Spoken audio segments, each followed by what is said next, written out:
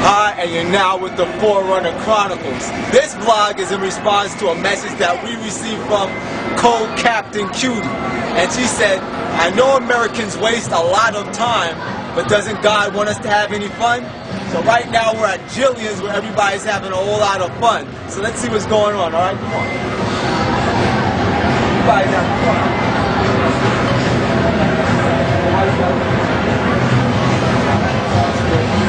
I want to ask you guys a question, alright? Did you hear that this week past, President Bush signed a bill that he could actually put U.S. citizens in concentration camps? No. That he could torture you? No. No? You didn't know that, right? No. Okay, no problem. Thanks a lot. Alright. Come on, let's have some fun. You know that this week past, President Bush, don't put it in his face.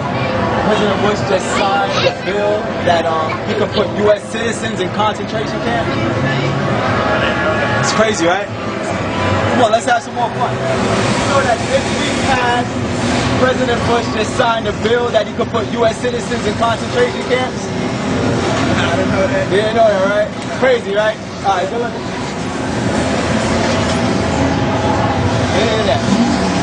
But we're going to have fun today. A lot of fun. Did you know this week that President Bush signed a bill that he could put U.S. citizens in concentration camps? What is he recording? Was he making a movie? Nah, I'm not making movies, just asking. Did you know that he did that? He could put U.S. citizens in concentration camps. It's crazy, right? Thanks a lot, y'all. Did you know this week past that President Bush signed a bill that he could put U.S. citizens in concentration camps? Crazy, right? Thanks, man.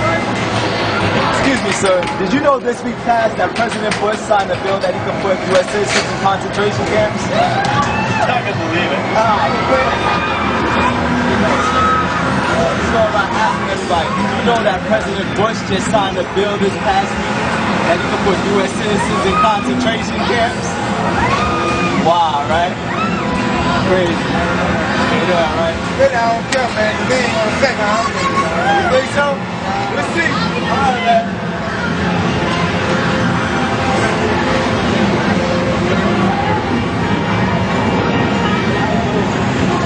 You know this past week that President Bush signed a bill that he could put U.S. citizens in concentration camps? That's what I'm doing. I'm asking a question to the people in the public. No, I do not.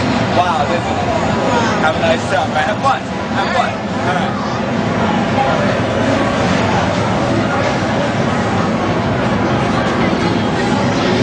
Bush signed a bill that he could put U.S. citizens in concentration camps. Did you know that? Horrible. Have a nice time. Have fun. You know this past week that President Bush signed a bill that he could put U.S. citizens in concentration camps? Crazy, right? Have a good one.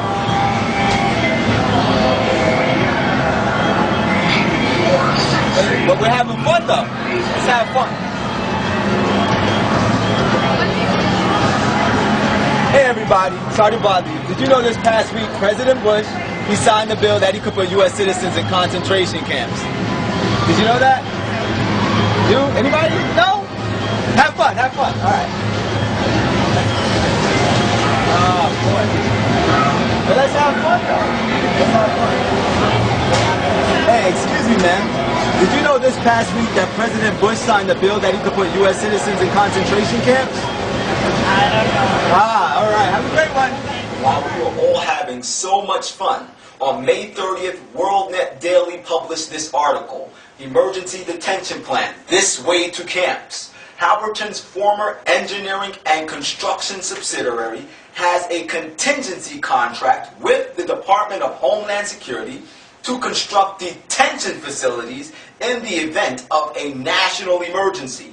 President Bush recently signed a little-reported National Security and Homeland Security Directive granting extraordinary powers to the President in the event of a declared national emergency, apparently without congressional approval or oversight.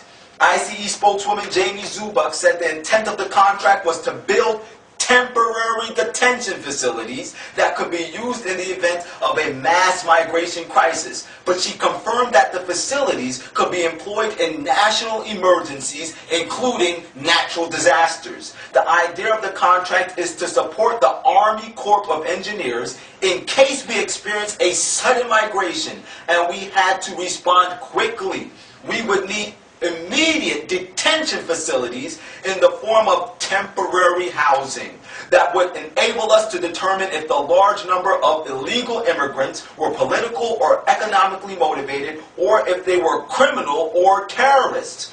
Last week, the May 9th directive signed by Bush concentrates an unprecedented amount of emergency authority in the office of the president, specifying the chief executive would have the authority to direct national essential functions of all federal, state, local, territorial, and tribal governments, as well as private sector organizations in the event of a national emergency.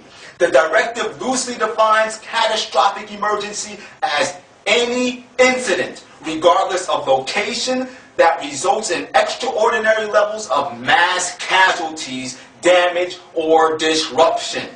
Another article stated on the same subject, because the bill passed through the U.S. Congress with lightning speed, few Americans notice that it empowers the president to declare not just aliens, but U.S. citizens unlawful enemy combatants. Anyone who donates money to a charity that turns up on Bush's list of terrorist organizations or who speaks out against the government's policies could be declared an unlawful enemy combatant and imprisoned indefinitely. That includes American citizens, according to one Homeland Security Department executive who spoke on the condition of anonymity.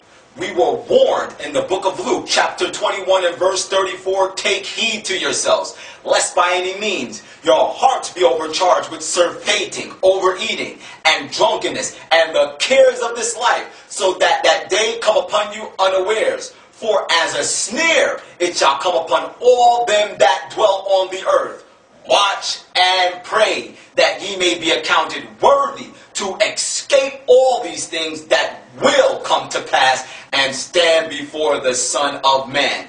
God warned us in the book of Revelations chapter 13 and verse 11 that one day the United States government would turn on its citizens, strip us of our constitutional rights, most of all our freedom of conscience, and then inflict upon us a government form of institutionalized worship at their own choosing.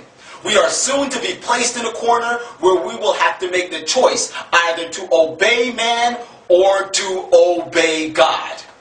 Of course, my friends, God wants us to have fun. But if we're having so much fun and so much hilarity and so much amusements that we're working ourselves into a state of spiritual imbecility, we are playing right into the hands of the devil. I implore you, begin to reevaluate your lives. And if you realize that you're spending more time engaging in amusement than spending time in personal, intimate communion with God, which will give you a Christ-like character, which is the only thing that is going to protect you through the events that are soon getting ready to take place in this world, I'm asking you, make a choice today to make some changes in your lives. If you want to read more about this information I've given you, the links are on your page. And once again, as always, the truth is the truth.